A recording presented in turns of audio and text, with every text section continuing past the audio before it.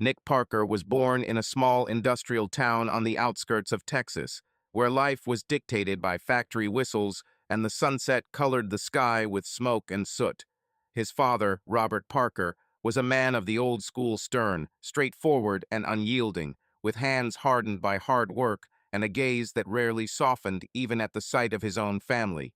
He worked in a steel mill, came home with a sweat-soaked shirt, and was silent at dinner because fatigue took the last of his strength. There was no room for complaints or weakness in the Parker house. The boy learned from childhood, if you want something, achieve it yourself. Father often repeated, "No one owes you anything in this world, Nick. No one will come and save you. Either you fight or you are trampled on." Since childhood, Nick had seen his father get up for work in the dark, work 12 hours, and come home in the evening and, despite being tired, find time to teach his son a few life lessons. Robert wasn't cruel, but he didn't spoil Nick. When the boy was 10 years old, he first heard his father refuse his mother's request to buy his son a new bicycle. "If he wants a bike, let him earn it," he said, and this phrase burned into Nick's consciousness. That same day, he collected bottles throughout the neighborhood and then got a part-time job carrying newspapers, washing cars for neighbors, and unloading trucks at a local store. By the end of the summer, he had saved enough to buy a used bicycle. When he brought him home, his father just nodded and said, "Now you understand how this world works." This was the first survival lesson that Nick remembered for the rest of his life. Nick learned early on that there is no romance in poverty. There was always not enough money. The mother saved on everything, and the father continued to work without complaining, but every year his back bent more and more. Nick saw how hard it was to get money and vowed to himself that he would break out of this circle. He wanted more not only for himself, but also for those around him. He did not want to repeat the fate of his father. At school, he was neither an excellent student nor a bully. He didn't like to sit over textbooks, but he quickly learned that charisma, confidence, and cunning give more than memorized paragraphs. He knew how to negotiate. He knew how to convince. He could get an A without writing a test because he found out the correct answers from the excellent student in advance. He knew how to make others work for him, and this was not arrogance, it was calculation. By the time he turned 16, he was already earning more than some adults. He sold used cars that he bought from a junkyard, repaired and resold. He learned from his father how to work with his hands, but he used it not to break himself, but to lift himself up. The father did not approve of his machinations, but when he saw the first money his son brought into the house, he just nodded again. Nick knew it was a silent blessing. After graduating from high school, he did not go to college because he did not see the point in academic degrees. He didn't want to be an office plankton or tolerate bosses. He wanted to be the master of his own destiny. He moved to a large city where he started out working at a car wash, then got a job at a car dealership while simultaneously reselling cars. He studied the market, monitored prices, and learned to understand people. By the age of 25, he already had a small but profitable business, a car repair shop, and a used car dealership. Money flowed like a river, and with it came expensive suits, elite clubs, and the attention of women. Nick became what he dreamed of: being successful, confident, someone who determines the rules of the game. He did not forget his father's lessons. He worked until exhaustion, built his empire, and did not allow himself to relax. But he never thought that one day he would meet a woman who would change his life. Nick never believed in love at first sight. He knew that women could be beautiful, passionate, and interesting, but he had never experienced the all-consuming romance that they write about in books. Until I met Emma. It was in one of the elite bars in the city center, where he wandered after a successful deal. The bar resembled a luxurious lair for the rich and successful: soft twilight, muffled music, expensive alcohol. Nick was sitting at the bar enjoying his whiskey when he heard her laugh. Light, ringing, like a girl who knows that she is allowed everything. He turned and saw her. Long blonde hair fell in waves over her bare shoulders. The scarlet dress emphasized her ideal figure, and in her eyes there was something playful and predatory at the same time. She was talking with her friends, but her gaze glanced at Nick appraisingly, slightly mockingly. She knew she was beautiful, and she knew he noticed it. Bartender, more champagne. Emma's voice was soft, with a subtle hoarseness. Nick grinned, motioned to the bartender, and handed the glass to the girl. "Let me treat you to a wonderful evening and your charming dress," he said with a slight grin. Emma appreciated the audacity. She took the glass and slowly brought it to her lips, without looking away. "Are you sure you can afford such a gesture, mister?"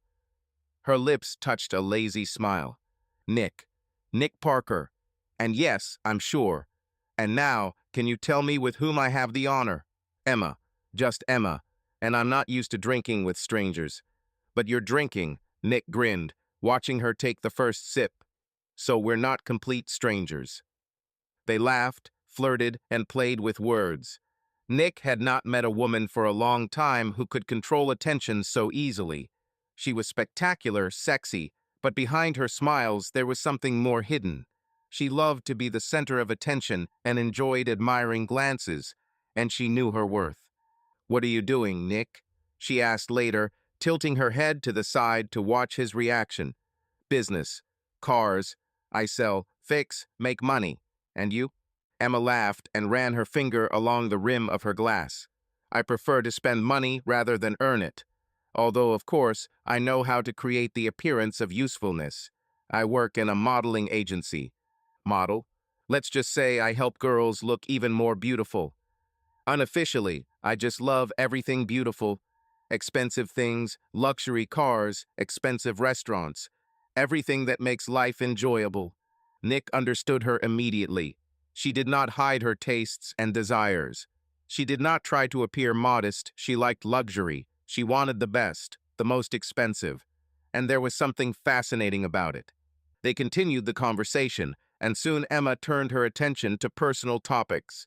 She talked about her life, her love of travel, and how she likes to spend evenings in villas with panoramic views of the ocean. Her speech was filled with ease, but Nick noticed a cold calculation in her. She knew exactly how to make an impression. At some point, Emma leaned closer, touched his wrist with her fingertips, and asked, "Do you always get to the point so quickly? I know when there's a woman in front of me with whom I shouldn't waste time." Emma smiled. "Perhaps you're right." And the next moment her lips were on his. It was not a timid kiss, something between a challenge and a promise. She was passionate, hot, and confident. Nick felt desire burning within him, but he was in no hurry. He knew that this woman would be his. Later, in his apartment, Emma acted as if they had known each other for years. She moved around the room with the grace of a predator, studying the interior, sitting down on the edge of the bed, watching him with a languid smile. They spent the night in a whirlwind of passion, leaving marks of their obsession on each other. The next morning, Emma was in no hurry to leave. She stretched lazily, looking at him with a smile. "I think I like you," she said, sliding her finger down his chest. "Oh, I thought you were just appreciating my mattress." Emma laughed and stood up, picking up her dress. "Don't flatter yourself, Parker. I'm not one to get attached quickly." As soon as the door slammed shut, the tension in the air was almost palpable. Emma stood in the shadows, looking at Nick with eyes full of fire. She wasted no time. She came close to him. Her hands slid over his chest, her nails lightly scratching through the fabric of his shirt.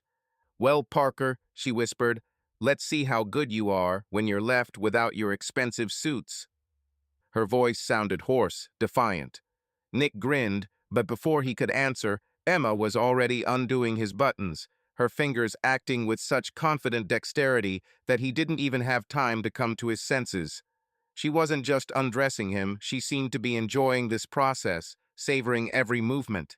"Are you in a hurry?" Nick grabbed her wrists, but she twisted away, pushing him onto the bed. "No," she said with a smile, straddling him. "I just know what I want." Her dress slid down, revealing smooth skin and curves he could only dream of.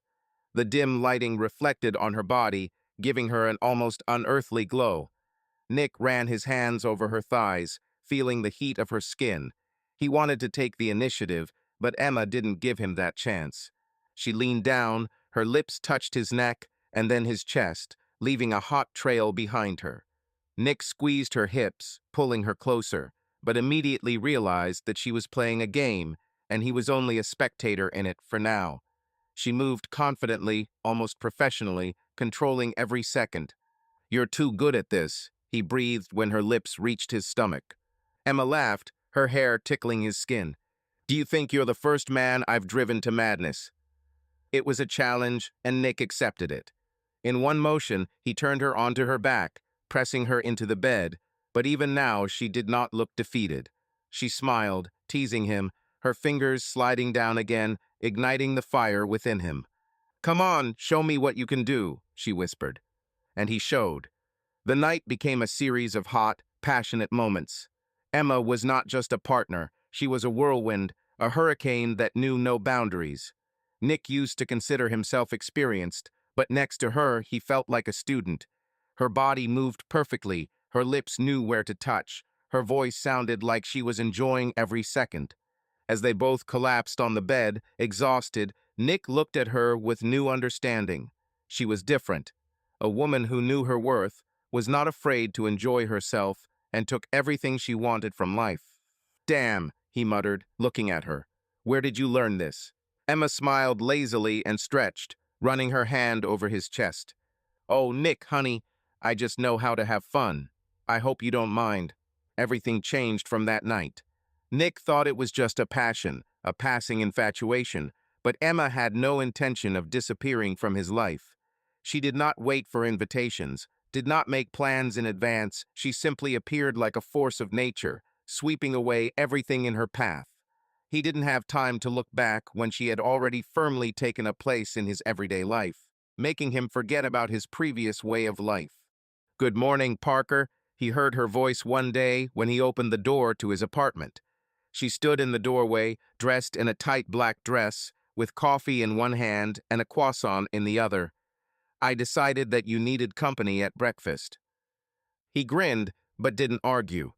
This is how their morning after morning, day after day began. Emma entered his life easily and naturally, as if she had always been a part of it. She brought with her chaos, sudden trips, expensive dinners, and nights filled with fire. Nick knew he was losing control around her, but was it really that bad? At first, everything seemed perfect. Emma was bright, energetic, full of life. She infected him with her passion, encouraged him to challenge fate, to do things that he had not done before. She could wake him up in the middle of the night to suggest that he go to the coast just to watch the sunrise. She dragged him to fashionable clubs, introduced him to influential people, assuring him that he should take his place in this world. With her, he felt alive. Emma didn't just become his woman, she became his addiction. She inspired, motivated, and fueled his desire to live to the fullest. Every time they found themselves in bed, he felt like more than just a man, he was a god, and she was his muse. Her emancipation amazed him. She knew how to make him forget about everything. No woman before her had behaved so passionately and confidently. But with this came something else. The first alarm bells that he did not want to notice. Emma was demanding. She did not tolerate refusals, she always got her way. If Nick was busy with work, she would make a scene. If he did not pay enough attention to her, she would disappear for several days, leaving chaotic thoughts in his head. "You can't just up and disappear," he exclaimed one day when she returned after 3 days of silence. "And you can't pretend that I'm just a pleasant addition to your life," she answered coldly, taking off her coat. "Either you are with me completely, or look for someone simpler." Over time, he began to notice that her moods were changing too dramatically. Today, she could be affectionate and gentle. The next day, she could be cold and distant. Nick felt that the more he fell in love, the more he was in her power. He became jealous, began to wait for her calls, to depend on her presence, and that scared him. But every time he began to think about moving away, she again pulled him into this whirlwind of emotions, long conversations, promises that sounded sincere, hot nights that made his head spin. Nick knew he was in a trap. She was his weakness, his dependence, and perhaps his biggest mistake. But is true love ever simple? The proposal was a special moment for Nick. He prepared for a long time, choosing the perfect ring, rehearsing the words, imagining how she would react. He couldn't just buy a regular piece of jewelry. Emma needed something unique, something that would make her gasp. And he found it, an exquisite diamond ring set with sapphires in a jewelry boutique on Fifth Avenue. It suited her perfectly, elegant, but with a touch of sass. He created an evening that was sure to be unforgettable. Dinner on the roof of a skyscraper, candles, soft light, champagne. Emma was in her favorite red dress, her eyes sparkling in the light of the night city lights. She laughed, playfully twirling a lock of hair around her finger, enjoying the luxury of the moment. "Nick, you're so mysterious today," she remarked, narrowing her eyes. He smiled, taking a velvet box from his pocket. He got down on one knee and turned it around, revealing the ring. "Emma, you turned my life around. You made it brighter, livelier, richer. You are my passion, my fire, my crazy muse. Marry me." She froze for a moment. Something flashed in her gaze, surprise, delight, but also a drop of triumph, as if she knew that this moment was inevitable. Then her lips stretched into a wide smile. "Of course, yes," she exclaimed, throwing herself on his neck. The crowd below did not seem to notice their happiness, but for Nick the whole world ceased to exist. Only her, her warmth, her lips, her promise. The wedding was not just a celebration, it was a show. Emma insisted on a grandiose ceremony, an expensive country mansion, hundreds of guests, designer outfits, an exclusive menu from a Michelin-starred chef. Every detail was thought out to the smallest detail. The invitations were made by hand on the finest parchment, and the floral arrangement in the hall consisted of thousands of rare orchids. Nick spared no expense. He wanted this day to be her happiest. Emma personally oversaw every detail, from the choice of music to the taste of the wedding cake, insisting on perfection. She walked towards him along an alley strewn with white rose petals, wearing a luxurious dress that emphasized her figure. Her look was full of confidence. She knew that this day belonged to her. Nick looked at her, feeling strangely excited.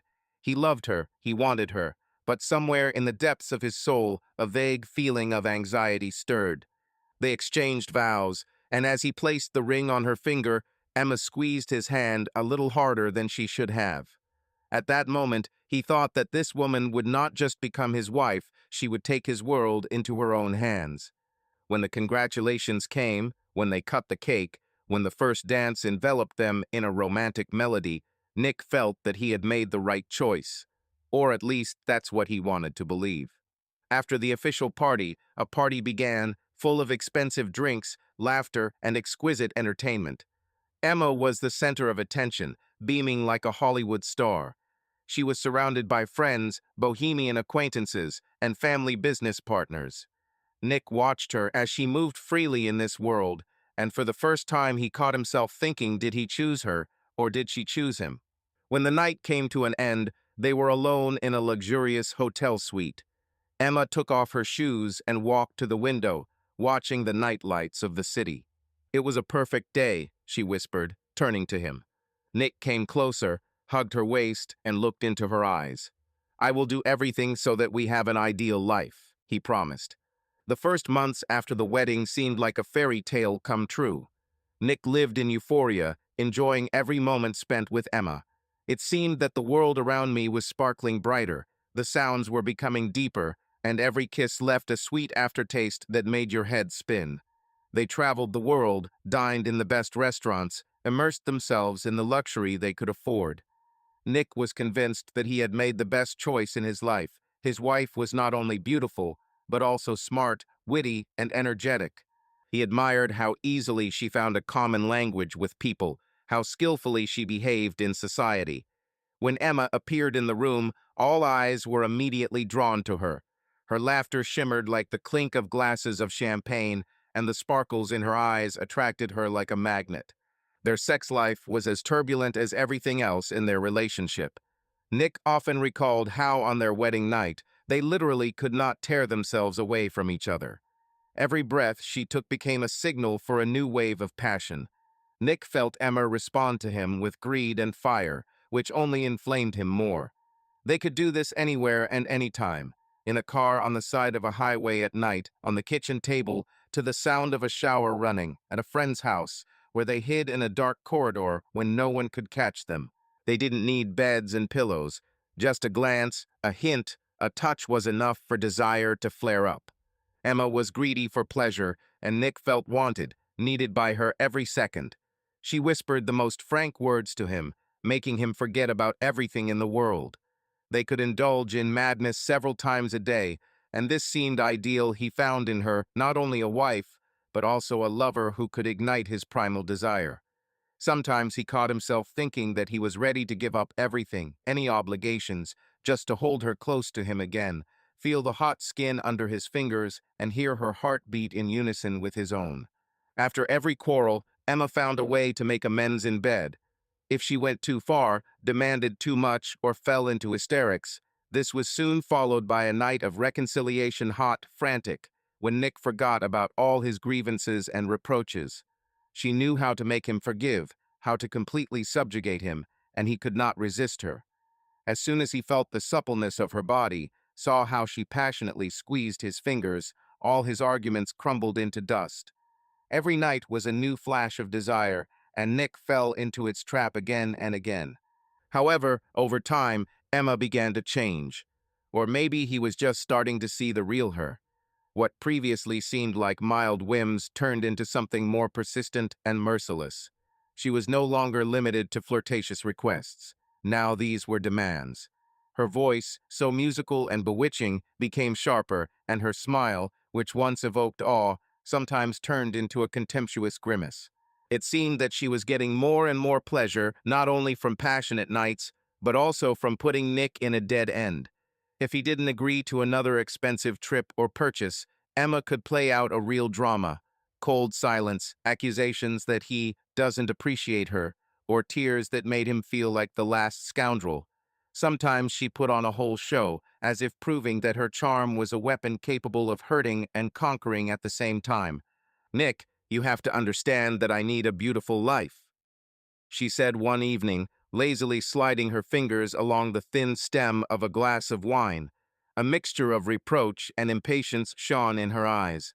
"You don't want me to feel left out, do you?" "Of course not," he answered, trying not to show irritation. "But we're already spending a lot of money, Emma. Maybe it's time to moderate your appetites a little." She pursed her lips, her gaze immediately darkening. "Are you serious? I'm not going to live like an ordinary housewife. I deserve better, Nick. If you can't understand this, then maybe we didn't get married in vain." These words hurt his pride. He had never heard such harsh ultimatums from her before, but now he increasingly had to give in.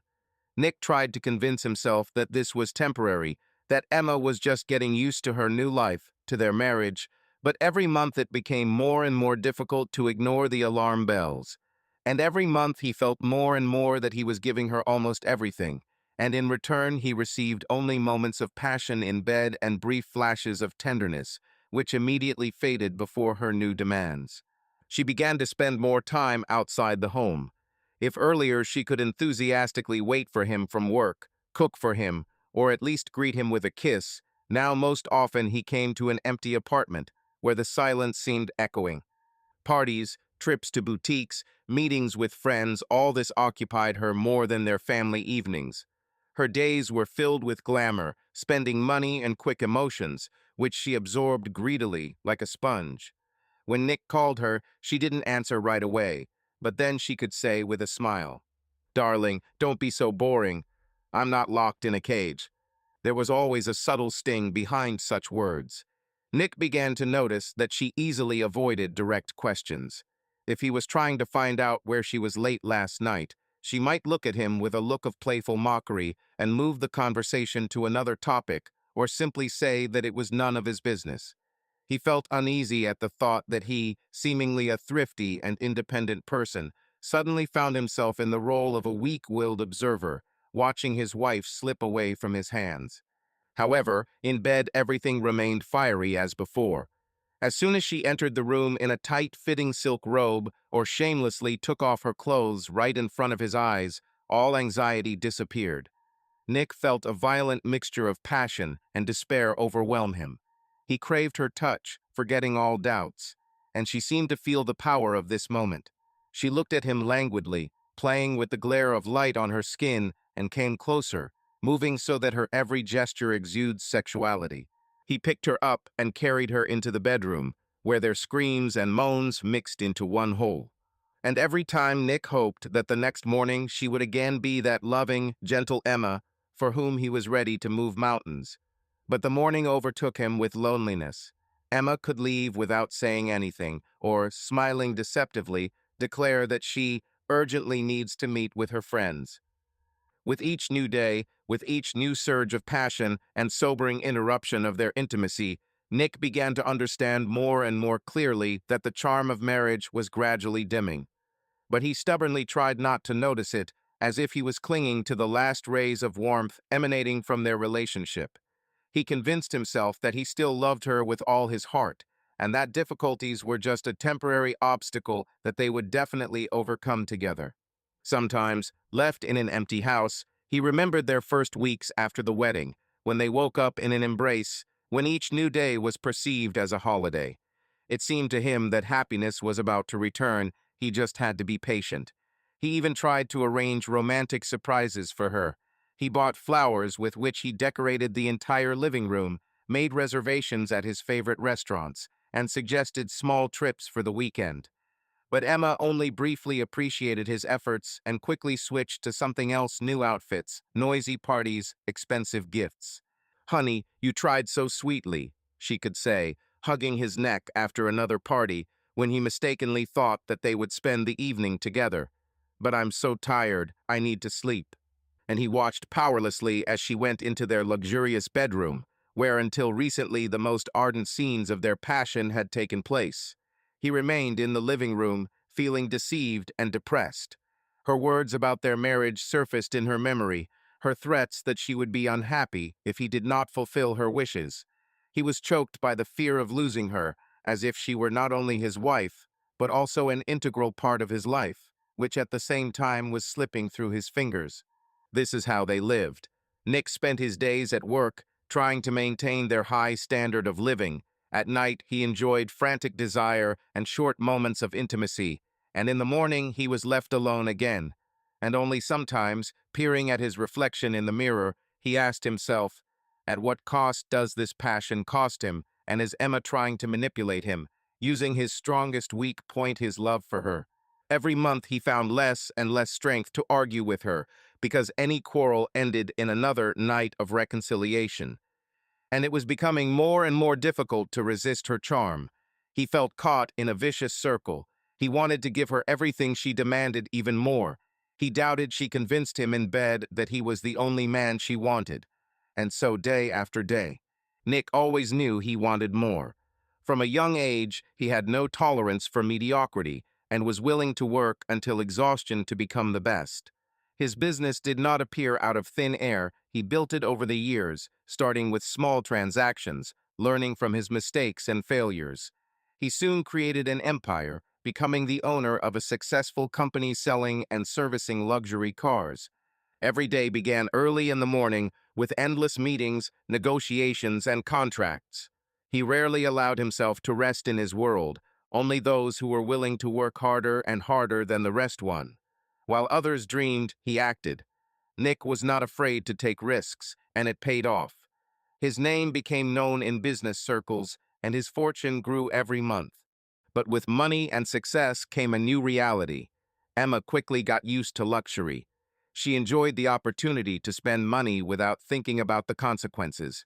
Expensive jewelry, designer clothes, luxury resorts, all this has become the norm for her. "Darling, you don't mind if I buy a new bracelet, do you? It will match perfectly with the ring you gave me." She looked at him with a flirtatious smile, knowing that he would not say no.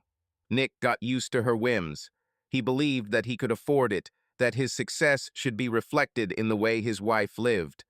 But over time, her requests became more and more reckless. She no longer just bought things, she lived in a world where money lost its meaning. "Nick, why don't we buy a house in Los Angeles? I heard the parties there are amazing, and we could spend more time there." Her voice was light, but there was urgency in it. "Emma, do you understand that we just bought a new mansion?"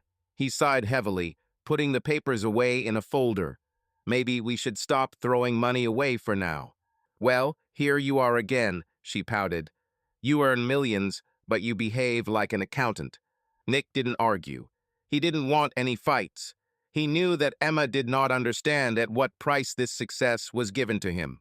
She saw only the external shine, but not sleepless nights, constant stress, and competitors ready to devour him at the first mistake.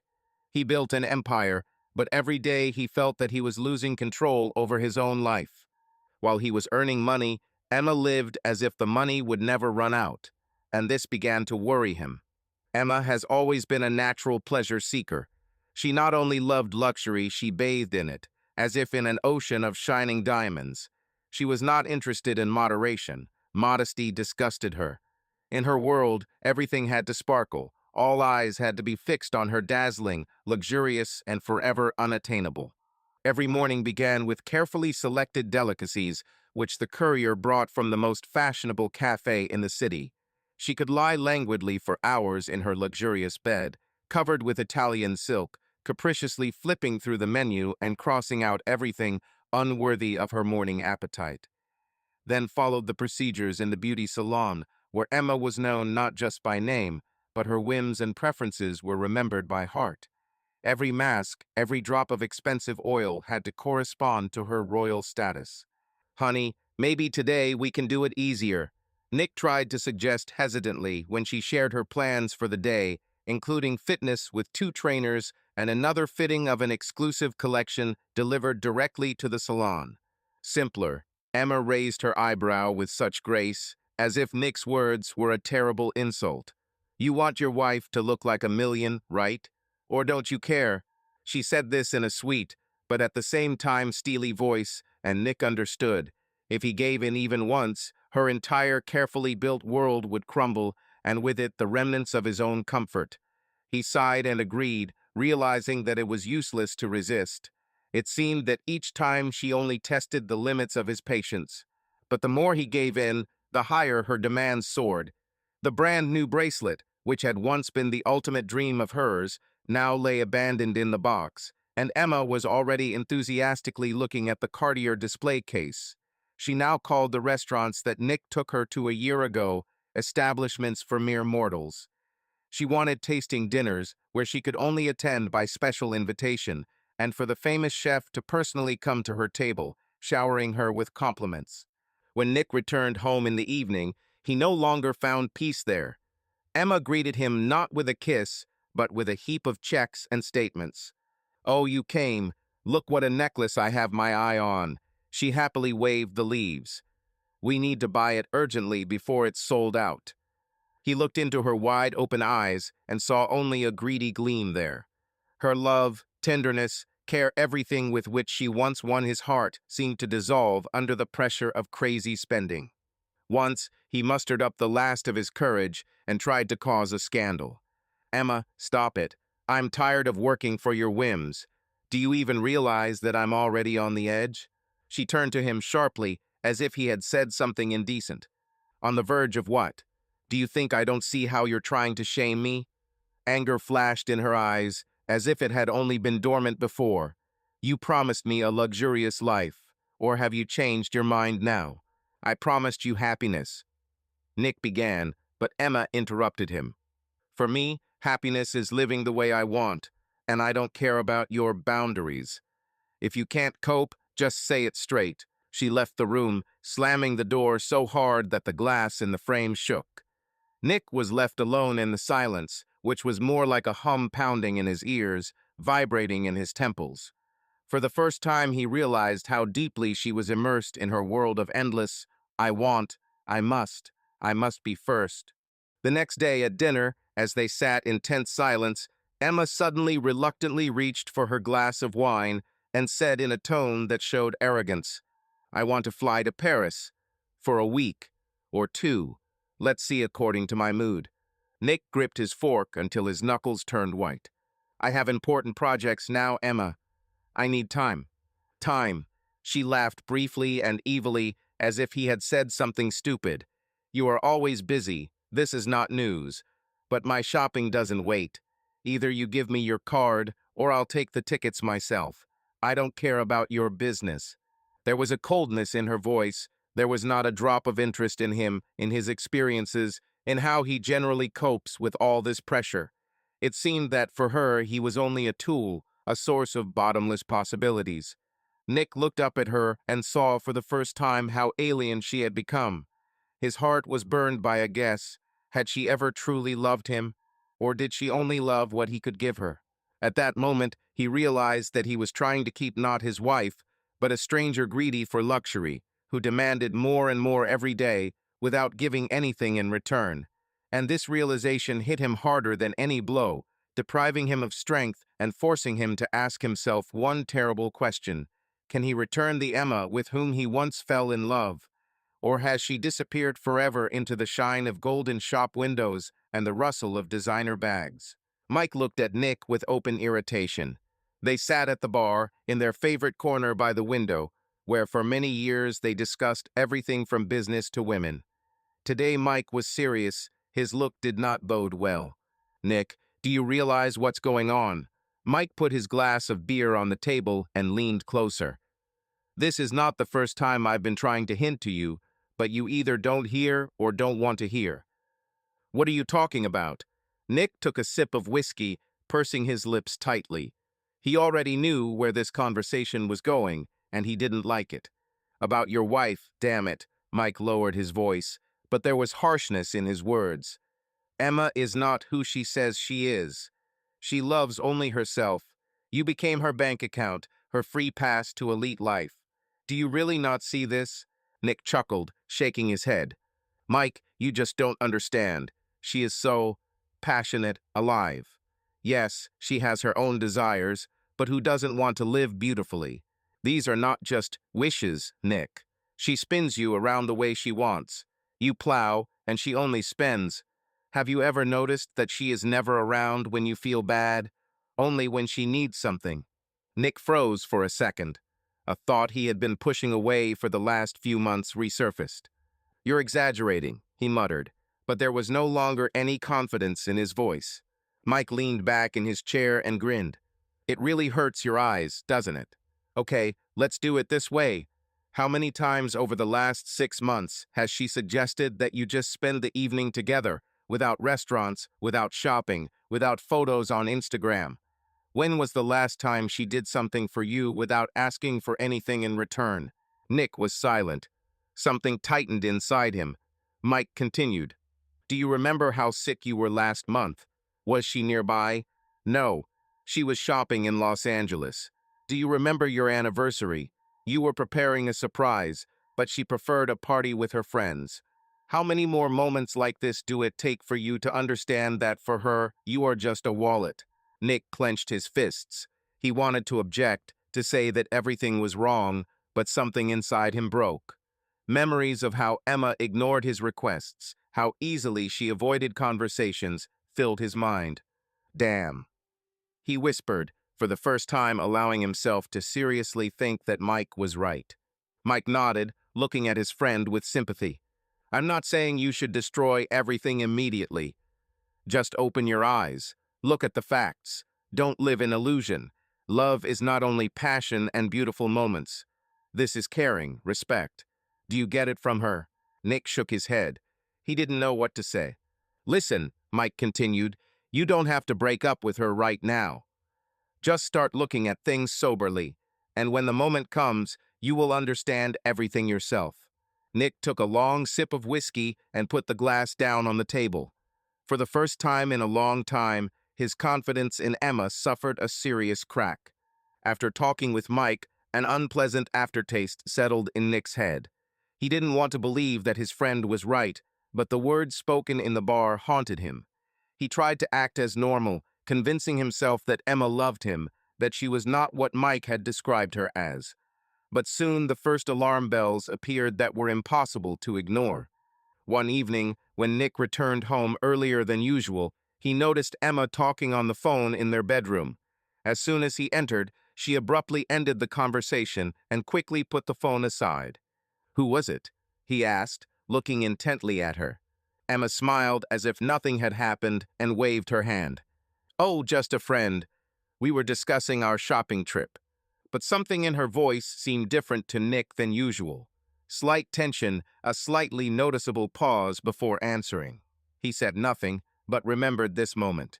The next warning sign came when he accidentally came across a bill from an expensive restaurant that Emma clearly did not visit with him. The check included a dinner for two, with elite wine and dishes that she never ordered when they were together. He approached her with this bill, holding it in front of him. "Have you been here?" His voice was even, but there was suspicion in his eyes. Emma hesitated for a second, but quickly found an excuse. "Oh yes, I dated Sophia, remember? We've been wanting to try this place for a long time. I just forgot to tell you." Nick knew she was lying.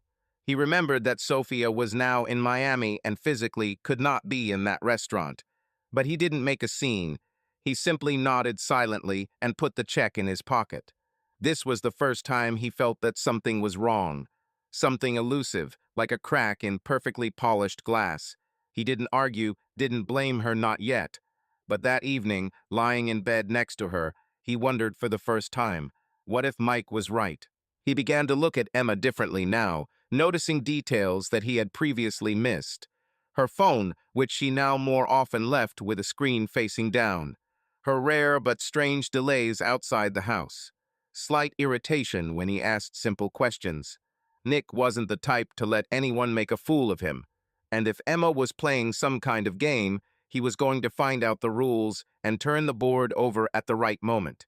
Another couple of weeks passed, and alarm bells, which previously could be attributed to coincidences, turned into a system. Emma stayed out of the house more and more often, explaining this by meeting with friends, going to salons, and shopping. Sometimes she even said that she just wanted to be alone. Previously, Nick would not have paid attention to such little things, but after talking with Mike and the first obvious lie, he began to pay attention to the details. And the more he paid attention, the more clearly he saw the changes. "Darling, I thought we were going to have dinner together today," he said one evening when Emma was getting ready to leave the house. She paused for a moment in front of the mirror, adjusting her earrings, and then smiled. "Sorry, honey, I urgently need to meet with Kate. She is having a crisis in her relationship. You understand, female solidarity." "Kate again?" he asked, tilting his head. "She has a crisis every 3 days." "Well, you know her," Emma laughed lightly, kissing him on the cheek. "Constantly suffers from her men." She smelled of expensive perfume, and Nick found himself thinking that she usually didn't wear such a strong scent when she was just going out with her friends. He nodded, but something sank inside. The next day, he decided to check one of her stories. Kate called. "Hello, Kate. How are you there? Are you okay? Emma said that you met yesterday and you had some problems," he asked with his usual concern. Kate hesitated. "Emma? Yesterday? Oh, yes, we met, but not for long." She quickly ran away and said that she still had work to do. "I got it," Nick answered calmly, although everything went cold inside him. She was lying. Again. Now this has become undeniable. But despite all the evidence, he still clung to the hope that his guesses were wrong. Maybe he really became suspicious for no reason. Maybe it's just a coincidence. After all, she still smiled at him in the morning, still spent time with him, still told him that she loved him. But love shouldn't smell like lies. Nick didn't know what to do yet. He didn't want to make a scene, didn't want to look like a jealous idiot. But a storm was brewing inside him. And if Emma really was playing someone else's game, he was going to learn the rules to the end. Nick was sitting in his office, going through documents, when the phone rang. He looked at the screen. Mike. Nick rolled his eyes. After the last conversation, he wasn't ready for another lecture about his marriage. But something inside made him answer. "Yes, Mike, what is it this time?" Nick tried to sound calm, but his voice still showed irritation. "Are you sitting now?" The friend's voice was tense. "What? Yes. What's the matter?" "Nick." Mike hesitated, as if he didn't know how to say what he wanted. "Look, I didn't want to be the one to bring this shit to you, but I think there's something you need to see." Nick's grip on the phone tightened. "Speak already. I'll send you a photo now." Mike exhaled. It will say more than I can explain. The phone vibrated. Nick clicked on the message, and an image appeared on the screen. Emma. Hi, Emma. In a tight dress, with a cocktail in her hand, she sits at the bar. And next to her is a man. Tall, athletic, with a smug grin. His hand rests on the back of her chair, and she laughs, leaning closer. Too close. Nick wasn't breathing. "Where did you get this?" he finally asked. "I was there, Nick," Mike spoke carefully. "Yesterday, I saw it by accident. I thought I messed up, but it's Emma, and this is definitely not just a friendly conversation." Everything inside Nick tightened. He felt like reality was cracking, like everything he believed in was starting to crumble into dust. He wasn't naive. He wasn't one to turn a blind eye to the obvious. But he trusted Emma, loved her. "I convinced myself that she wasn't like that she will never cross this line." The picture spoke for itself. "You are sure?" The voice was hoarse, like that of a man who had just been hit in the stomach. "Yes, another one. Sorry." Nick turned off the call and sat back in his chair, staring at the photo on his phone. Everything inside was seething with anger and resentment. Damn, how could she? Thoughts gave me no rest. He introduced her in the same way, in the same dress, when she left home under the pretext of meeting with friends. He saw her eyes when she smiled at him goodbye. "We'll just have cocktails and chat. Bachelorette party," her words came to mind. She was lying, and now he saw her, literally clinging to a strange man. From this very sight, Nick felt a wave of rage rising in his chest. He clenched his fists until his knuckles turned white. A veil clouded his eyes, a mixture of rage, pain, and bitterness. One single thought pulsed in my head: she is a vile traitor, damn girl of easy virtue. He never thought he could say that about her. I never wanted to stoop to insults, but now there were no other words. "Your mother, Emma," came out in a whisper. All he felt was betrayal. Her laughter in the photo corroded Nick from the inside like acid. He remembered her morning kisses, the quiet "I love you" when she snuggled against him before falling asleep. And now it all seemed like a lie, empty words, a game. How many times has she done this? Is this the first time, or has she been leading me by the nose for a long time? The brain feverishly threw up new and new questions. How many times have I been blind? An idiot? He could hear his own heart beating in his ears like a hammer. Nick looked up at the featureless gray office wall. He suddenly felt cramped, stuffy, as if the walls were moving, squeezing him. It seemed that a little more, and he would explode. I wanted to throw my phone on the floor, scream, and break something to hell. But he restrained himself, although he felt everything boiling inside. "Bitch, damn thing," he muttered through his teeth, quietly, but with such rage that he himself was frightened by the sound of his voice. The words came out of my throat, leaving a bitter taste in my mouth. He always knew that in any situation he should control himself, that he should not give vent to gross insults, but now all possible offensive epithets that he would never have associated with his wife burst out from the depths of his consciousness. However, this word, girl of easy virtue, seemed to stick to my consciousness and made my heart beat even stronger. Now all he saw in front of him was her face in the photo, her smile. She looked so happy, so content, and this whole picture was saturated with betrayal. He felt spat upon. What to do? Call her for a frank conversation, create a scandal, file for divorce right away? There was a noise in my head, as if 1,000 voices were whispering different exits at the same time. He felt a lump rise in his throat, and hatred burned everything inside. What the hell? Nick thought, tapping his fingers on the table. Why the hell did she decide to stage this performance behind my back? Pain and anger mixed together like a strong poison, corroding from the inside. He understood that he was not ready to talk to her calmly now. The words will no longer sound kind. There will be no tenderness, only a burning question. Why? And then suddenly everything went quiet inside for a second, just a stony realization. She had betrayed him, and there is no way back to innocence, to the old gullibility.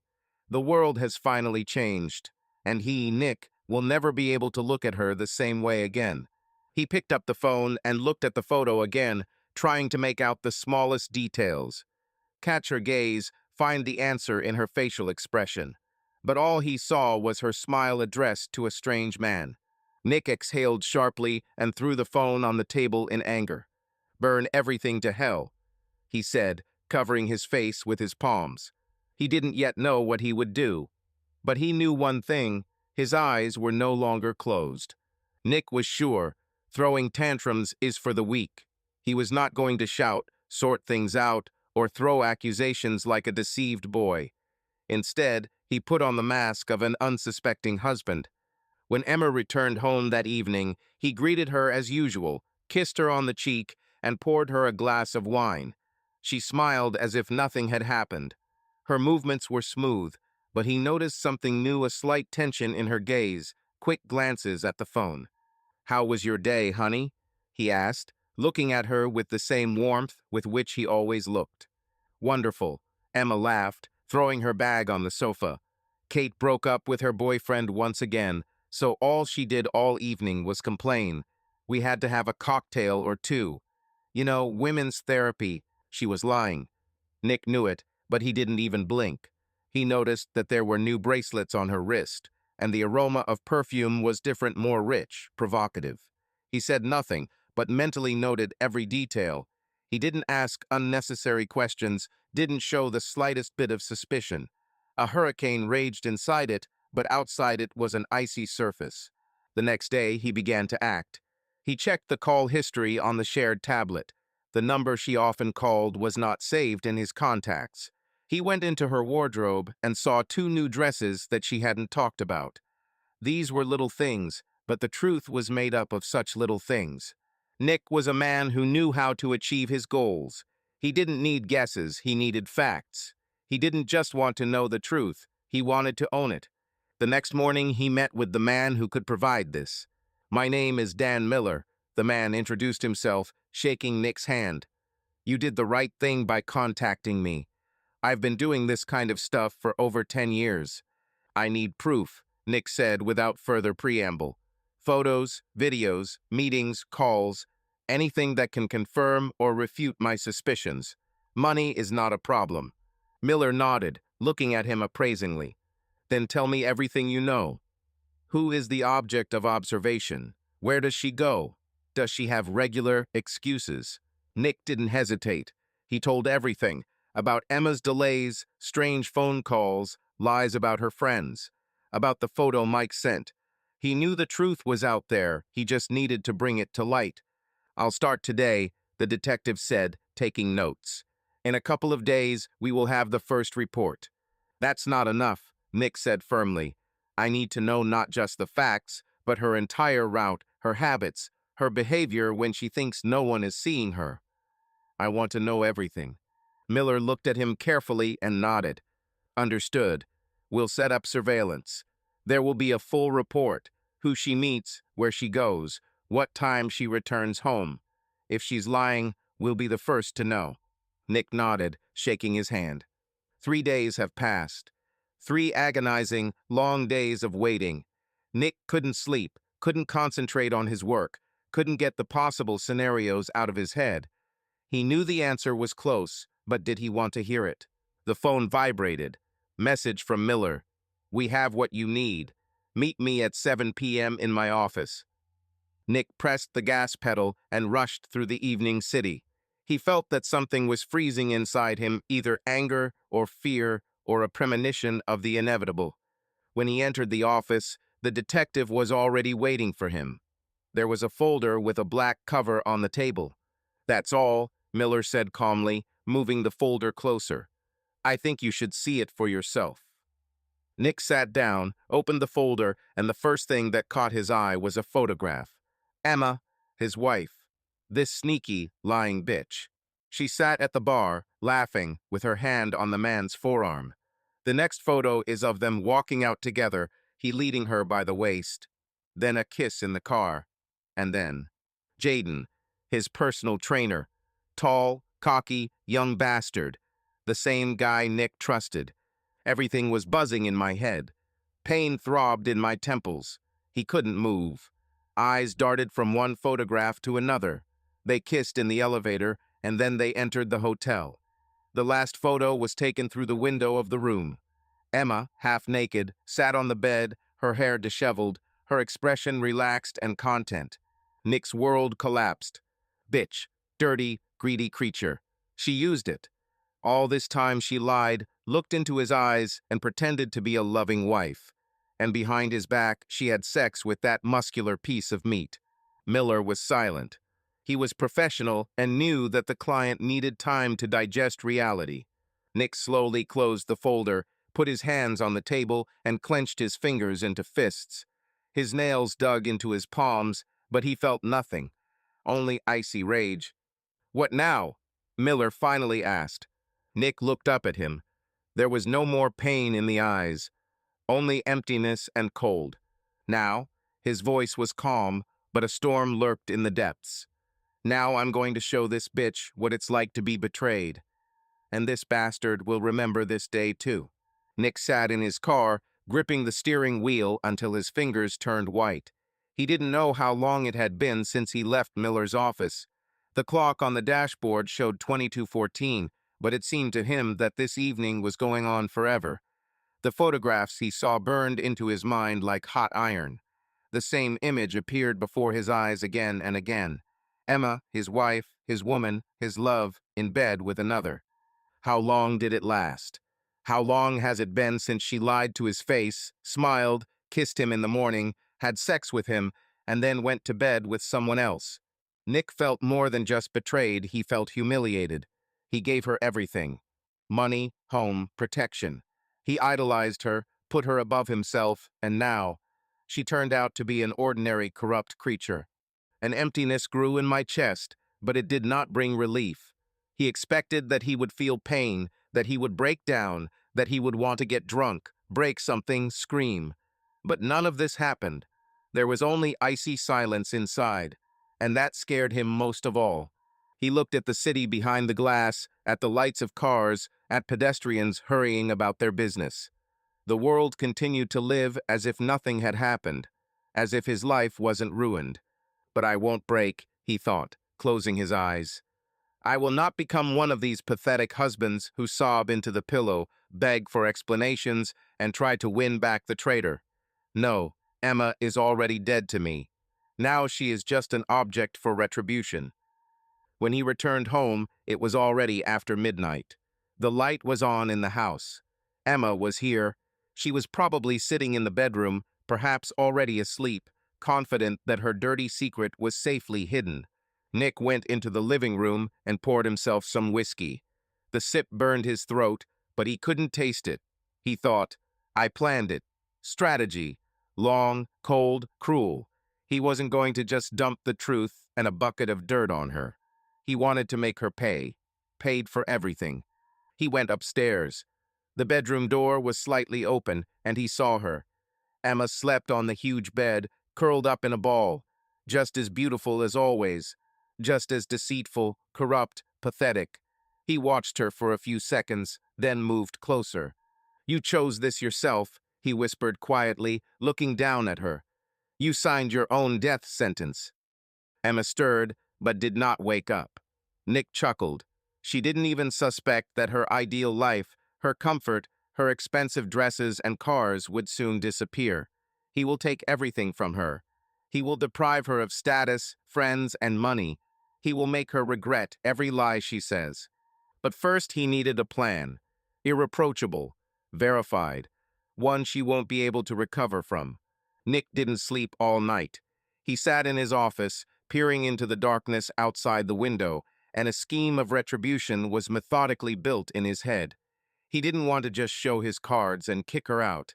It would be too easy, too fast. No, he was going to destroy Emma from the inside, deprive her of everything she loves, slowly, methodically, so that she herself felt how her world was collapsing. The first step was to pretend. He couldn't give himself away ahead of time. He had to remain the same Nick, a loving husband, caring, generous, of whom she would not suspect anything. In the coming days, it will be perfect again. The next morning, he greeted Emma with a smile and breakfast in bed. She stretched, yawned contentedly, and looked at him, not hiding her surprise. "You're so sweet," she said, taking the cup of coffee from him. "What's happened?" "I just wanted to please you," he replied, leaning down to kiss her forehead. He saw a slight worry flash in her eyes. She expected him to suspect something. But Nick played too well. He began to pay attention to her more often, make surprises, and give gifts.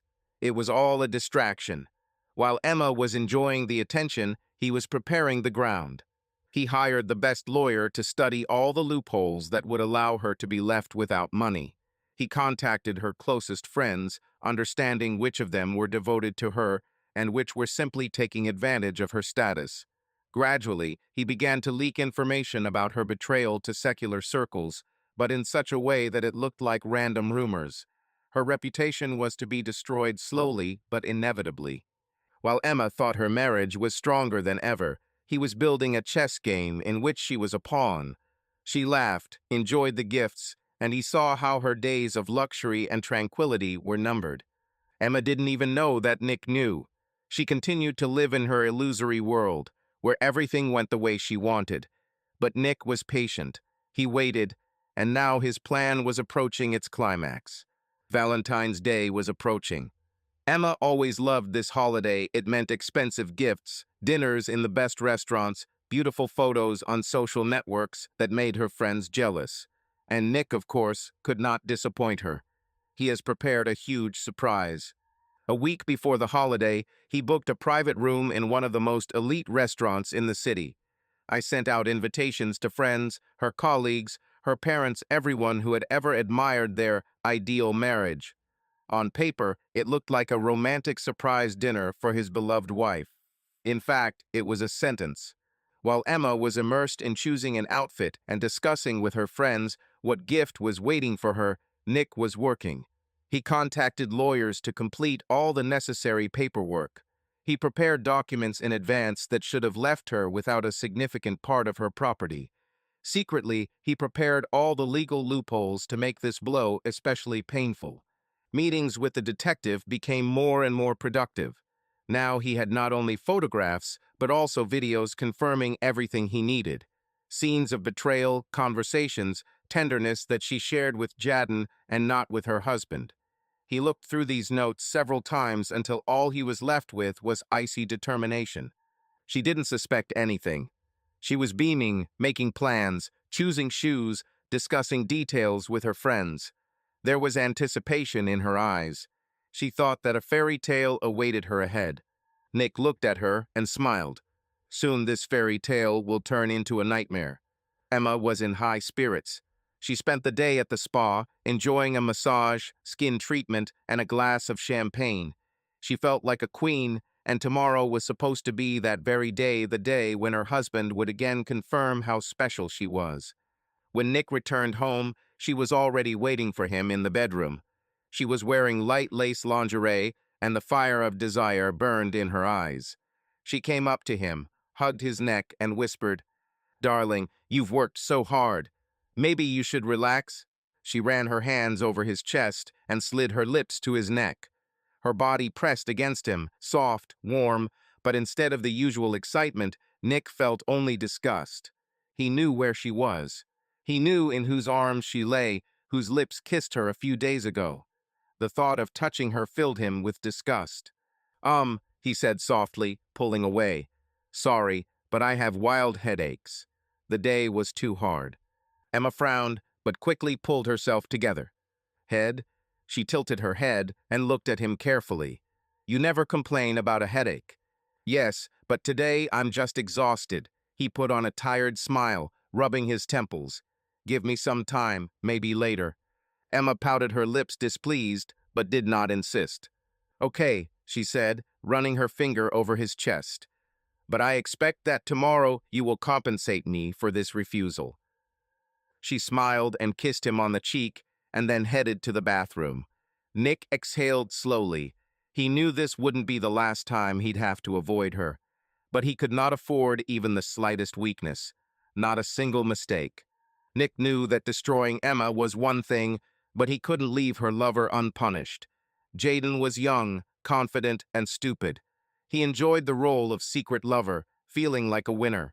He thought he was staying in the shadows, that he was in control of the situation, but Nick saw right through people like him.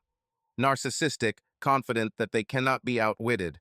But Jaden didn't know one thing: Nick was a predator, and he, in fact, was just stupid prey that had already entered the cage. Nick started simple.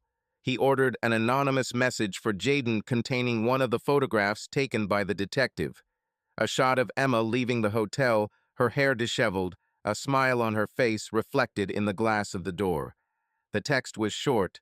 "Do you really think that you're her only one?" The message was sent at a convenient time late in the evening, when Emma was at home and Jaden was probably resting after training.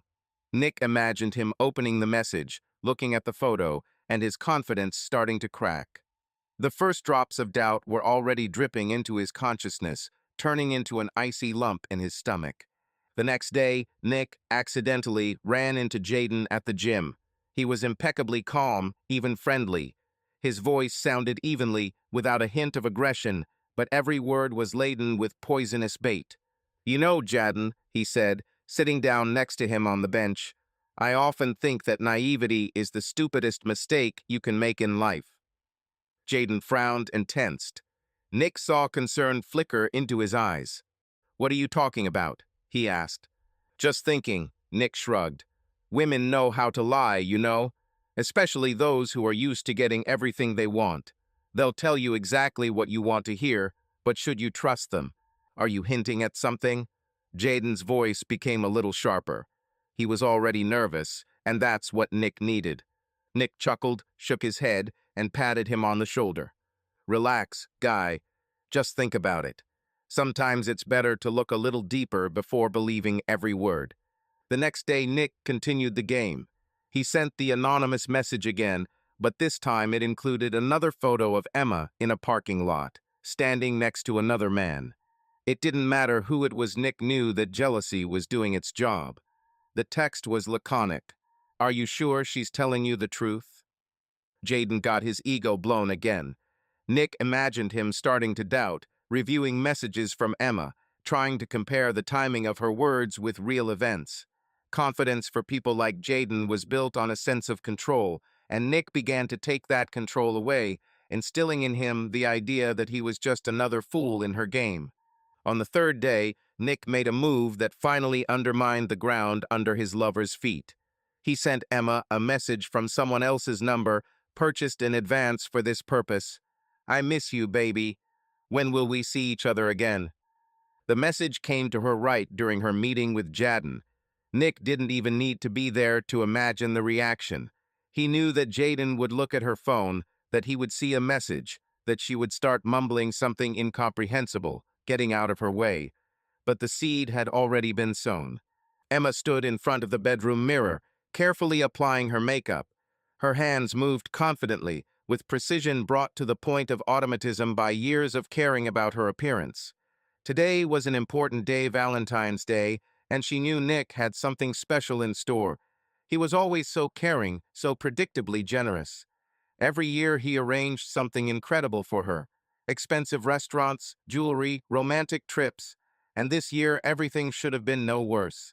She chose a red dress that hugged her figure and emphasized all her assets. It matched perfectly with the sapphire earrings Nick had given her a year ago. She spent the whole day preparing, a morning visit to the beauty salon, massage, manicure, hair styling. Her skin glowed, her hair fell softly to her shoulders. She was sure that tonight Nick would melt in front of her again, look at her with adoration again. She glanced at the phone. Time 18:45. Nick was supposed to pick her up at 7 p.m. Her heart beat in anticipation. She walked slowly around the room, glancing at her wardrobe. Maybe compliment the look with a new bracelet, or take that Chanel clutch bag. She smiled, imagining how Nick would see her tonight. He won't be able to resist. She was sure of it. The phone vibrated. Message from Nick. "I'll pick you up in 10 minutes. Ready?" Emma smiled. Of course she's ready. She is always ready for such evenings. She quickly adjusted her lipstick, ran her palm over the smooth fabric of her dress, and headed downstairs, where the driver was waiting for her. When the car stopped in front of an upscale restaurant, Emma froze for a second. She didn't know what to expect, but the place looked expensive and secluded. She loved establishments where the waiters knew each guest by sight, and the tables were covered with snow-white tablecloths. Nick met her at the entrance. He was elegant, calm, and gallant. Everything was as she liked. Everything went according to plan, or so she thought. When Emma entered the restaurant, she expected to see a quiet, secluded corner, decorated especially for the two of them. Maybe candles, rose petals, a bottle of expensive champagne. But instead, something completely unexpected opened before her eyes. The hall was full of people.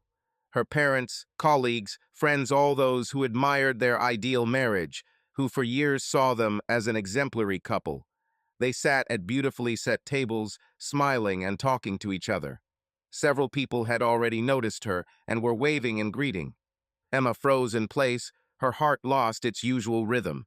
She was expecting an intimate dinner, but instead she found herself the center of attention. Something was wrong. She didn't remember Nick talking about any big celebration. Why did he gather all these people? Nick stood next to her, holding her hand. His face was calm, but a strange, elusive shadow was hidden in his eyes. "Surprise, darling," he said softly, leaning towards her ear. "I thought that such a day should be special. After all, everyone who knows us should share this moment with us, right?" Emma smiled tightly, trying to hide her inner anxiety. Her palms became damp. She didn't know what to say. All these people looked at her with admiration, but it seemed to her that there was something else hidden in their glances. She took a deep breath, forcing herself to maintain her composure. She was the hostess of the evening, the wife of a successful man, a beauty who always had a trail of fans behind her. The main thing now is not to lose control. "This is really unexpected," she said, forcing herself to smile wider. "But how nice it is to see you all here." Applause rang out in the hall. Nick squeezed her hand lightly and led her to the main table. She walked slowly, with perfect posture, but doubts had already begun to awaken inside her. She couldn't shake the feeling that something was wrong here. Emma was almost relaxed. The wine filled her with lightness, the guests laughed, and Nick looked as caring as always. She began to think that perhaps her worry was in vain. Perhaps Nick really just decided to make this day special. Maybe. But then the lights in the hall dimmed. A projector appeared on the large screen in the center of the hall, and all eyes were directed there. Emma frowned. Her heart beat faster. "Dear friends," Nick's voice was confident, but there was something cold and unusual in it. "Today, I want to show you something really special. Something that will open your eyes to our beautiful Emma." Emma turned sharply to him. She wanted to ask what he was up to, but at that moment, the first image appeared on the screen. Her blood froze in her veins. She saw herself at the bar with Jadden. He holds her hand. They look at each other with that very spark that she has always hidden so skillfully. The next photo is their kiss. Then there are shots of them leaving the hotel, his hand on her waist.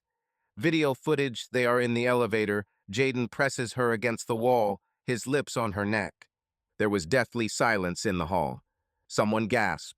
Her mother covered her mouth with her hand. Her father turned pale. Friends, colleagues, everyone she knew, whom she had charmed for years, now looked at her with shock, contempt, pity. Nick, her voice broke, but he didn't even look at her. He just sat back in his chair, watching her world collapse. "Great, isn't it?" he said in an icy voice. "I thought that since we are celebrating love, we should share the truth about our ideal wife."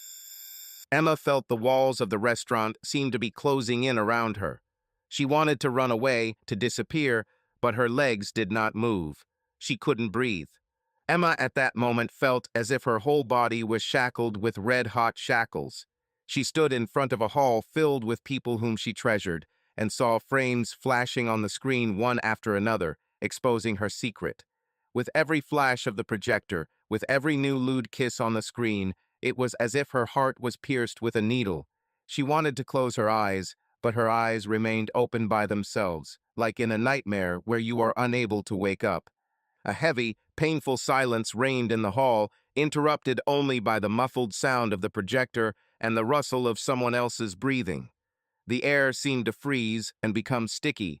She felt the musty taste of horror in her mouth. Bitch. A barely perceptible whisper was heard from behind. Emma didn't know who said it, but her cheeks flushed with humiliation. How? How could you? She whispered, turning to Nick. But her voice broke and sounded pitiful, like the pitiful groan of a wounded animal. Nick still sat back serenely in his chair. His face seemed carved out of ice, not a drop of sympathy, only cold ruthlessness.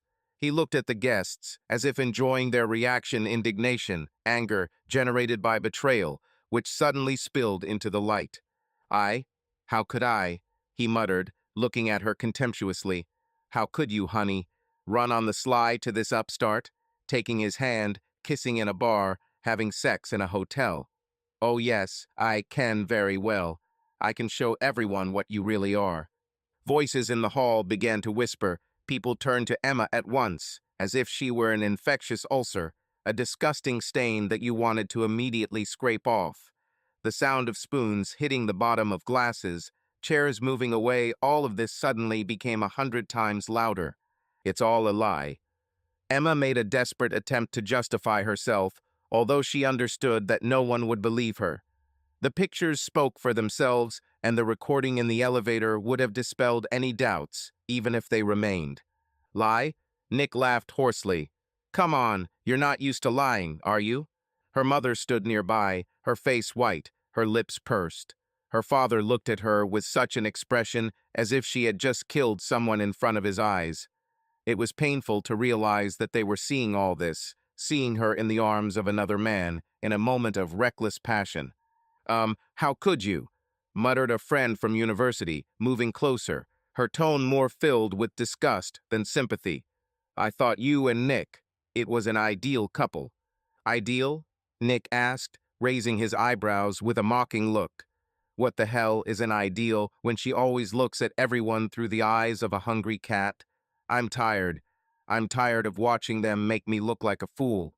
One of the friends, apparently sympathetic to Emma, was indignant. Nick, maybe we should talk in private. Don't do that. In public. But Nick only curled his lips, as if he was going to spit out this thought along with his anger. No, let everyone see the truth. He stood up, and Emma felt his impressive height and willpower pressing on her with an unbearable weight. I put up with her games for many years. She kept lying to my face, and I closed my eyes because I loved it. Or maybe he was just afraid to be alone, and now that's enough. Let the public give you what you deserve. Look, he squinted, turning to the audience. You always liked attention, right, dear? Emma couldn't help but sob, covering her face with her hands. She felt completely naked, torn, as if her heart had been pulled out and thrown into the dirt for everyone to enjoy. Nick called her the most vile names, and people accepted these words so eagerly, as if they were finally allowed to penetrate her darkest secret. Tell me, Nick, is Jaden here? A mocking voice was heard from the crowd. Did you invite him too? Nick chuckled, a harsh blush playing on his cheeks. Oh, he will definitely receive an invitation to the next performance. You have no doubt about it. Stop it. Emma tried to grab his hand, but he pulled her away as if she were a leper. Shut your mouth, he hissed in her ear, and such hatred splashed in his voice that she shook. It's better for a disgrace like you to remain silent now. Tears flowed down her cheeks. She sniffed, trying not to burst into tears at the top of her voice. My eyes burned, my throat was so painful. Inside, everything protested against this public execution, but she could not find the strength to utter a word in her defense. The whole world literally testified against her. So, ladies and gentlemen, Nick continued, raising his voice, like a host announcing the climax of the show, we have already seen how our model wife spends her leisure time. I hope you all enjoyed this little movie. He glanced at Emma again. And remember, baby, his words hit like a slap in the face, this is just the beginning. I have other videos, more juicy details, which I will kindly provide to your parents, friends, colleagues. You see, maybe there will be an employer who should know what kind of crap he keeps in the company. Emma shuddered. Everything in her chest broke. He threatened to destroy her life to the ground, to erase everything she had built for so long. Please, she blurted out, almost silently, but he heard. What did you say? He leaned closer, his gaze full of cold triumph. Please, she repeated a little louder. Let's talk. Without everyone. It's too late, he snapped and turned to the hall. Friends, guests, I apologize for the sudden introduction. I think this is the best time to end the holiday. I think we all now know who we were entertaining and honoring, and there is certainly no reason to drink to pure and eternal love. The crowd began to disperse, some embarrassed, some with a face twisted with indignation, and some with vile curiosity, barely holding back a grin. People were whispering, nervously looking from Nick to Emma and back. Those who called her friends were now afraid to even get close, so as not to get dirty in the shame that poured on her from the screen and from the lips of her husband. How could you, Nick? Was suddenly heard nearby. His sister, a woman with dark hair, tried to stop her brother. This is too much. Why humiliate her like that in front of everyone? Sister, you don't understand anything, he retorted, throwing her hand away. This hypocrite made an idiot out of me for years, and I turned a blind eye. I'm tired of everything. His voice carried the chilling determination of a man for whom there is no turning back. Emma, staggering, moved towards the exit, intersected by condemning and mocking glances. Her head was ringing, it was hard to breathe, it seemed like another second, and she would collapse on the floor. Her eyes were filled with tears, and her heart was pounding so hard that it almost burst. At the very threshold, someone in the crowd suddenly couldn't stand it and shouted loudly after her. Rubbish, a girl of easy virtue, like being hit with nails in the chest. Every word cut, opened old wounds, multiplied the feeling of guilt and shame. She felt her father's gaze on her. He was filled with such bitterness and disgust that it became simply unbearable. She didn't even dare say anything to him. Nick, standing in the middle of the hall, looked at her back. And Emma understood. He was pleased with the result. He got his revenge. He made her feel the darkest, most searing agony he could think of. When Emma staggered out into the dark street, the air seemed a little fresher to her, but that made it even more cruel. She didn't know where to go. I wanted to hide in the deepest hole, disappear, cease to exist. Everything she had, her reputation, close people, at least some kind of stability, was destroyed in one devilish moment. And now only Nick's creepy, evil laughter thundered in her thoughts, to the accompaniment of vile whispers and curses rained down on her. Tears flowed uncontrollably, flooding her neck, staining her dress, but she didn't care anymore. It seemed that her whole life was tearing her apart, and no salvation was visible ahead. Chapter 25, Signed and Delivered. Emma burst into the house, slamming the door behind her. She was barely breathing, her heart was pounding in her chest, and her tears were smearing her flawless makeup. She had never felt so humiliated. What should have been a perfect evening turned into her personal hell. She threw the clutch on the floor and, with trembling hands, took off her shoes, trying to recover. All she wanted at that moment was to hide from judgmental glances, from the whispers of guests, from Nick's cold, merciless gaze. But he was already waiting for her. Nick sat in a chair in the living room, calmly sipping whiskey. He looked relaxed, as if this evening was just a normal one for him. There was an envelope on the coffee table in front of him. When Emma entered, he looked up at her. "You've finally come," he said in an even, cold voice. Emma froze. Her body tensed and her lips trembled. "Nick, She didn't know what to say, but he didn't give her the chance to speak. "Sit down," he pointed to the chair opposite. She didn't move. Then he took the envelope and slowly placed it on the arm of the sofa. "This is your ticket to a new life, Emma." His voice was icy. "Divorce papers. Everything is already arranged. You don't get anything. No house, no cars, no money. Everything you loved so much is now out of your reach."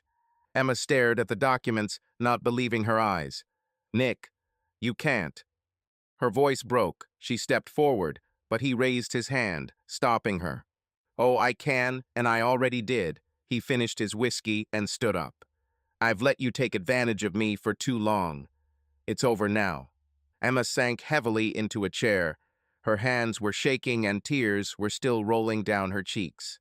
Nick stood in front of her, crossing his arms over his chest, and looked as if in front of him was not a living woman, but an empty place. "You can't just erase me from your life," she whispered. "We had a marriage. Love." "Love?" Nick let out a short, hard laugh. There was no compassion or pity in his gaze, but only cold, icy contempt. "Stop calling it love. It was a farce. You squeezed everything you could out of me, like the last parasite, and did it with a smile on your face." Emma gripped the armrests of her chair until her knuckles turned white. She tried to say something, but Nick didn't give her a second. "Look at you," he muttered with disgust, pointing at her disheveled hair and smudged makeup. "A pathetic, smeared doll that I once considered beautiful. Do you know what I see now? A pompous doll who only knows how to beg for gifts, money, and attention." He took a step closer, and Emma involuntarily shrank as if from a blow. "Did you think that I would always be your endless wallet?" His voice trembled with suppressed anger. "You thought you could use me, trample on my dignity, treat my money as if it were your own." His words hit harder than any slap. "Nick, I don't." She tried to justify herself, but he interrupted her with one short wave of his hand. "Shut up," he barked so loudly that Emma flinched. "I'm sick and tired of your lies and your fake smiles. How sorry I am that I was once so blind that I did not see your essence. But now everything has become clear. You are no one else here and there is no way to call you." Nick leaned over her, an angry flame flashing in his eyes. "Tomorrow morning your things will be sent to the hotel," he said coldly, as if he was passing a sentence on her. "From this moment on, you have no right to anything other than what you're wearing. Even this clutch," he nodded at the purse thrown at the front door. "I'll leave you only out of pity."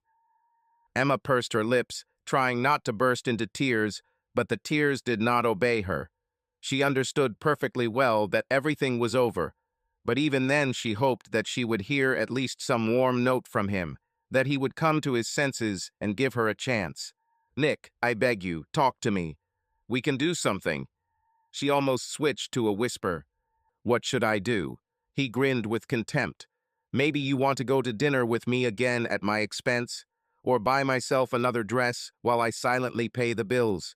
No, really. Enough. You squeezed everything you could out of me like a leech, and now I tore you away from me, threw you out, and threw you out of my life without a trace." His words burned. Each of them was like a knife in Emma's heart. She suppressed a shuddering sigh, clenching her fists on her knees. "I'm sorry," she whispered, not knowing what else to say.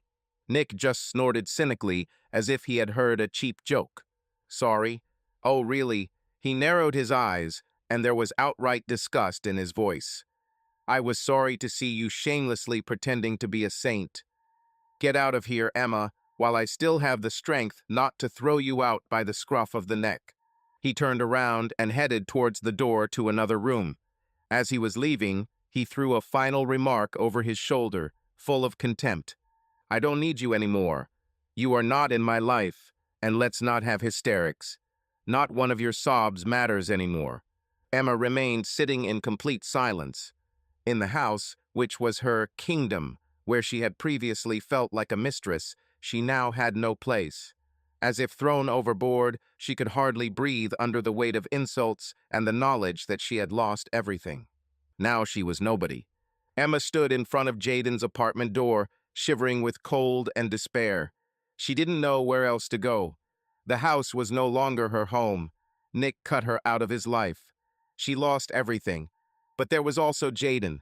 He loved her, didn't he? He was the one she risked everything for. She couldn't give up hope. She took a deep breath and knocked. Footsteps were heard inside, and a few seconds later the door swung open. Jaden appeared on the threshold in sweatpants and a t-shirt, his face expressing cold irritation, as if he did not expect and did not want to see her at all. "Emma, why the hell are you huddled here?" he asked in a harsh tone, His voice rang with contempt. Jaden, she began, taking a step forward, trying to hug him, but he pulled away. Come on, enough tears, I have no time for your dramas, he growled, wincing and mocking. Nick found out everything. You were kicked out, and now it looks like you've completely lost your head. But did you really think that I would become your savior? But I have nowhere else to go. Her voice trembled. Desperate hope was heard in it. Listen, I don't need problems with your husband. I'm going to live. I'm afraid to imagine what your crazy hubby can do to me. Jaden chuckled, then ran his hand over his face as if shaking off unnecessary crap. Listen carefully, he said coldly. I never intended to get involved with you seriously. All I said were sweet words to make you forget about yourself. For me, you are just another fleeting fun, sex without commitment. Did you think that I loved you? Yes, I'm already fed up with your reputation.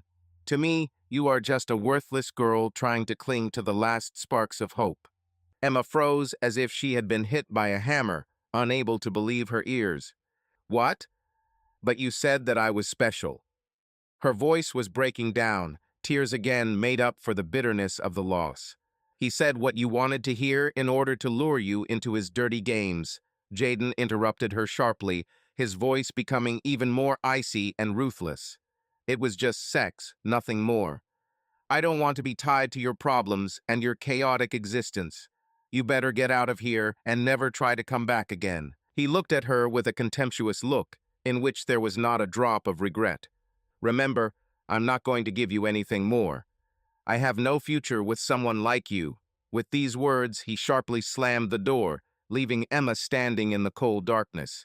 Turning to the cold wall, she pressed her forehead against its hard surface and sank to her knees, covering her face with her hands. Now she really has nothing left. Emma did not remember how she got to the cheap motel where she had to rent a room for the last money. She didn't sleep at night, she just sat on the bed, holding the phone in her hands and hoping that Nick would change his mind.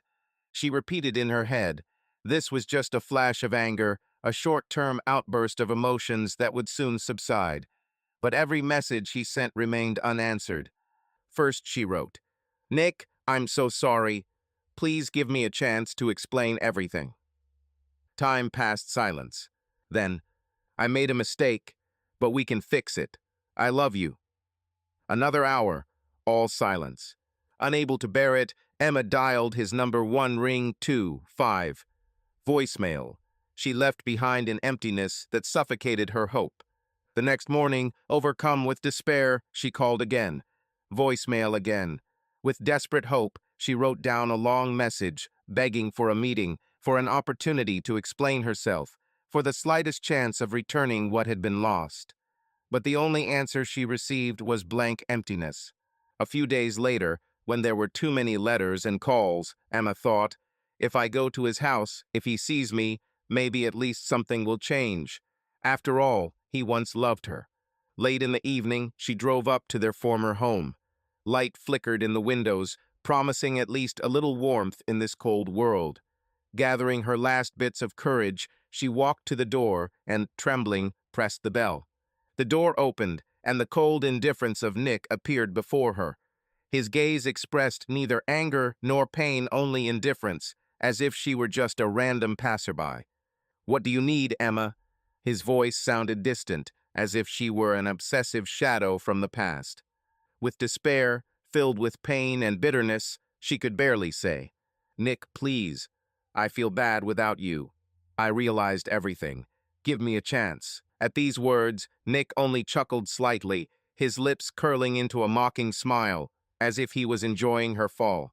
I don't need you anymore, he said coldly and ruthlessly, then sharply slammed the door. His words echoed like a whip, tearing away the last fragments of her hope. Feeling her entire soul squeezing in pain, Emma could not resist. Under the influence of hopelessness and humiliation, she knelt at the door threshold. On her knees, under the cold gaze, she became a victim of her own despair. Her voice, filled with trembling and undisguised pain, echoed along the dark corridor. Please, Nick, I beg you, give me at least one chance. I will do anything. but Nick only raised his eyebrows contemptuously and said mockingly, "Do you really think that your tears and pleas can change anything? Look at you, Emma. You have become nothing more than a pathetic shadow who will never earn my forgiveness." His words, cold and merciless, penetrated into the very depths of her soul. On her knees, she felt how her pride was crumbling into dust, how her every attempt to return, even a grain of lost love, turned into humiliation. Nick, like a demon, enjoyed this moment. His voice became more and more icy. "You're on your knees, Emma, and that reflects the truth of who you have become. All that's left is a pathetic attempt to regain what was lost, but you can never get back what I had. Go back to where you came from and never try to come into my life again." These words, like the last blows, completely destroyed her. Kneeling at the threshold, surrounded by cold darkness and merciless contempt, Emma felt that her world was completely collapsing. At that moment, she realized that she had lost. She had lost not only him, but also herself, and nothing could bring back what was lost. A year has passed. Nick didn't even notice how quickly time flew by. He had completely closed the chapter with Emma and was now living the life he wanted. No lies, no betrayal, no pain. Everything that once seemed familiar was now a distant memory.